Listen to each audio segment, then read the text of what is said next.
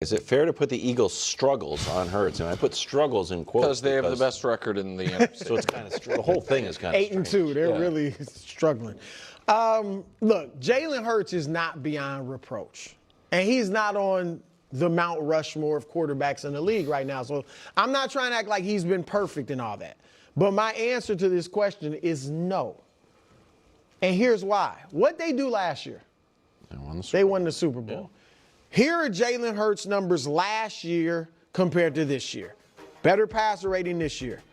Touchdown to turnovers. Look at the pace at the bottom. He's on pace for 37 touchdowns and 5 turnovers. That's half the turnovers last year and more touchdowns. Yards per game passing is actually better this year, and then yards per pass attempt is a little bit lower. So he's playing better statistically this year than he was last year. So why would we put the whole offense on the struggles on him? Because you know who's not playing as well as they did last year? The offensive line and Saquon Barkley. And here are their numbers, or Saquon's numbers. I mean, half the running yards from last year. Yards per attempt, 4 is standard. You got to get 4 yards per attempt. He's not getting that. And he's on pace for 7 touchdowns. He had 13 last year. And so Saquon and the offensive line are kind of getting a pass. What makes you say the offensive line's worse? Well, I think because of the injuries. Okay. And I think also Saquon last year was getting, 3.5 yards before even contact. So I think the offensive line is definitely not as good. It's still highly ranked by Pro Football Focus and people like that. But so the O-line and the run and Saquon are really getting a big pass, I feel like. And again, I'm not saying none of it's on Hurts. Some of it's on him too. But it is, and I think the people complaining, everybody's reported it's more than the receivers, which I believe. I'm sure there are other people. But a lot of it is just the receivers wanting to put up numbers. I think, Nick, if you didn't have the star caliber receivers they have who want to put up numbers, and I understand that, I don't know if this would be that much of a concern. But if you didn't have star receivers, it would be more understandable that the offense has not been effective. The team has been great. The offense has not been effective. It's been effective because they couldn't be 8-2 if the offense wasn't effective. Well, I mean, they scored 33 against the Rams. They scored 31 against Tampa Bay. They have had these pops of high scoring games, but on a down-to-down basis, game-to-game basis, I believe the offense is underachieving its talent level. Well, I would agree with that. Right, and so if you had no-name wide receivers, then the talent level that you expect to achieve to would be different. But you have excellent wide receivers. I disagree. The only thing you said there that I firmly disagree with is I think the offensive line's been excellent again this year. Excellent. You're wrong. Yeah. I mean, I think it's been one of the best offensive lines in football. Now, it has not. Lane Johnson, not having Lane Johnson could change that, but he just went out. So you put the running woes completely on Saquon. No, I think that it could be excellent and still not as good as it was last year. So you know what I mean? Because I think last year was probably the best or second best in football, and this year call it 5th or 6th. And a lot of it is on the wear and tear on Saquon. I do think that. But certainly pass blocking. I am not watching Philly and man, Jalen Hurts under duress. That's right. Then you're not watching Philadelphia right now. Oh my God, I'm going to lose my mind. I'm absolutely going to lose my mind right now. I showed you guys this in my earlier video. Literally just look at the pass block win rate right now for the Philadelphia Eagles. 62% at end, they're ranked 19th. This is the most binary stat we have in football right now. Okay, the pass block win rate. Do you stop the pass rush from getting to your quarterback? And it's only 2.5 seconds or less at that point. So it's not factoring in if Jalen Hurts is waiting for 3 seconds and then the pressure gets to him. It's strictly, are you giving up a defensive player? Are they getting past you in 2.5 seconds or less? Like that's how this works, because you get a win if you hold it for 2.5 seconds or longer. So know who has a better O-line where Nick Ray has been complaining. He's been complaining and defending Patrick Mahomes. Patrick Mahomes has a 70% pass block win rate right now. Ranked 4th, the Philadelphia Eagles are 62%.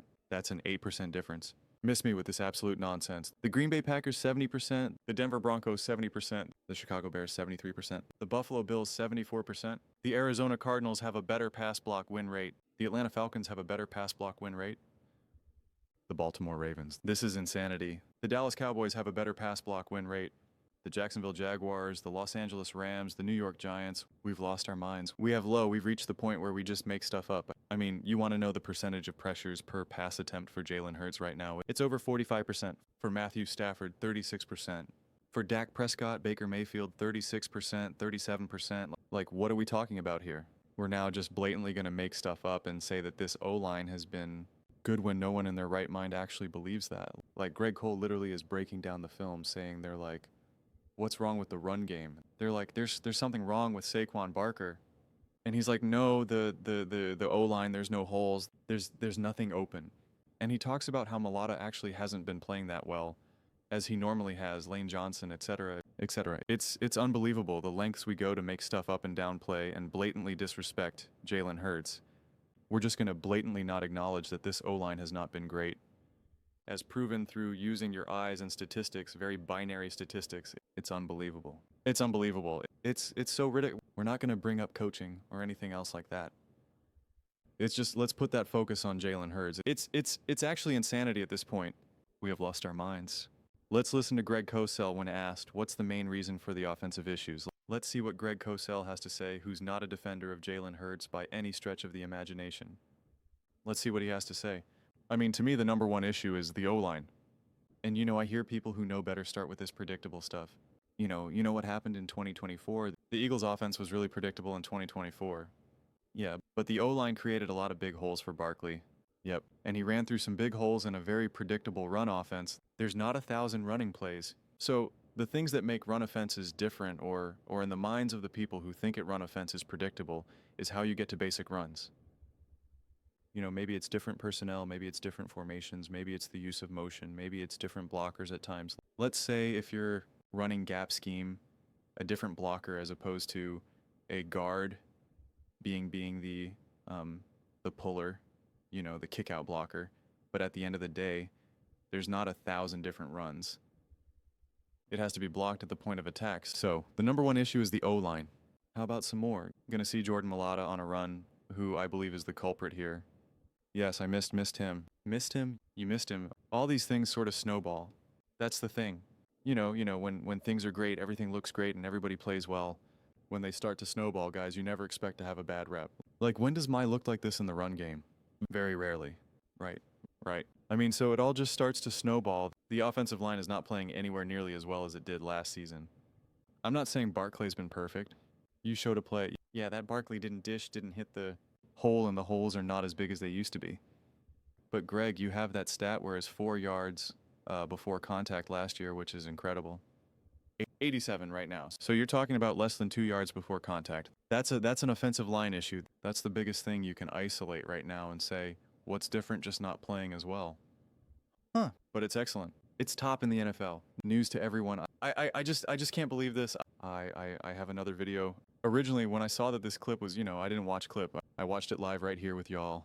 But obviously I can see the B, I know they're talking about the Eagles and whatnot. So I'm like, okay, thinking about it in my head.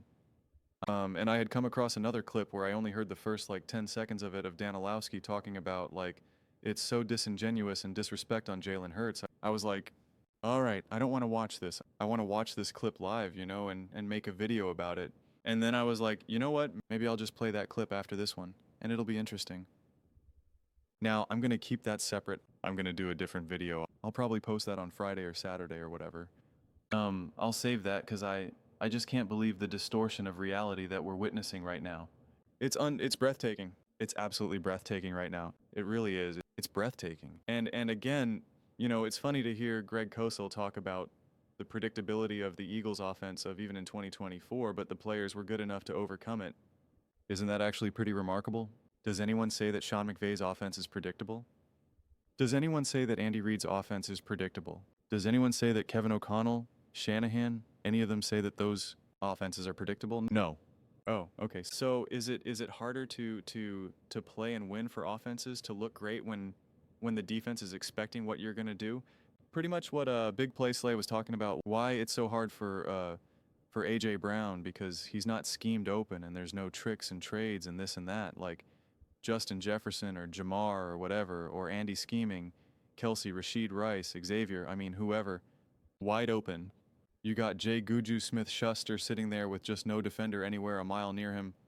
They're the closest defender is at the sea on the couch at home watching TV. And you want to talk about like, oh, the Eagles want Jalen Hurts to throw the ball in more tight windows and this and that. All right, that's the problem. It's on Jalen Hurts right now. It's on Jalen Hurts why the run game is struggling so significantly. The O-line is actually, I don't watch these games and think that Jalen Hurts is running for his life.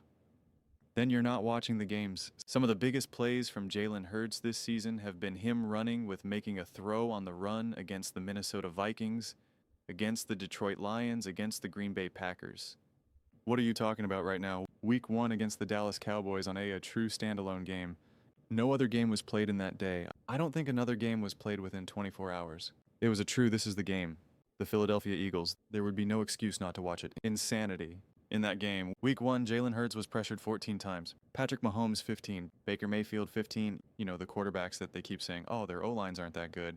CJ Stout, O-line awful. 14. And I guarantee you, Jalen Hurts probably had, because they tried to run the ball and they couldn't. So he probably had less dropbacks. So the same amount of pressures with less dropbacks.